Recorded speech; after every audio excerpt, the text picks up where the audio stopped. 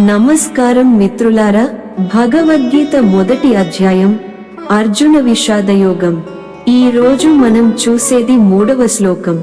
ఒక సాధారణ శ్లోకంగా కనిపించిన ఇందులో రాజకీయ నైపుణ్యం, సంబంధాల సంక్లిష్టత, మానవతా విలువల మధ్య జరిగే అంతర్మథనమంతా దాగి ఉంది.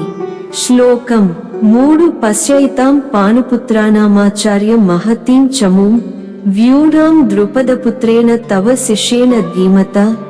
దుర్యోధనుడు దురుద్దేశంతో మాట్లాడుతున్నాడా, లేదా ఒక రాజకీయ వ్యూహమా ఇది?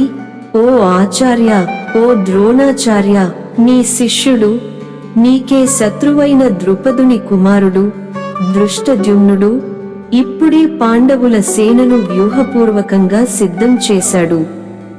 ఈ స్థితిని గమనించు. భాష్యము. సృజనాత్మక వ్యాఖ్యాన శైలిలో ఇది ఓ తూకంగా వేసిన మాట. ఓ జ్ఞానస్వరూపుడా, నీవు శత్రుపుత్రునికి విద్య బోధించావు. ఇప్పుడు అతడే నీకు వ్యతిరేకంగా యుద్ధరంగంలో నిలిచాడు. దుర్యోధనుడు ఇక్కడ ఓ కీలక విషయాన్ని సూచిస్తున్నాడు. ద్రోణాచార్యుడు పాండవులను ఎంతో ప్రేమగా చూసేవాడు. అలాంటప్పుడు యుద్ధంలో ఆయన వారితో నిస్సహాయతతో ఎలా పోరాడగలడు? దృశ్య సూచన. యుద్ధరంగం, పాండవ సైన్యం వ్యూహంగా అమరిన దృశ్యాలు, దృష్టద్యుమ్నుడు ధీరంగా నిలిచిన దృశ్యం. ఇక్కడ మనకు కలిగే సందేశం ఏమిటంటే, జ్ఞానం, ప్రేమ, విధేయత ఇవన్నీ ఒకవైపు, ధర్మ సంకటాలు, అనుభూతులు, బాధ్యతలు మరోవైపు నిలుస్తాయి.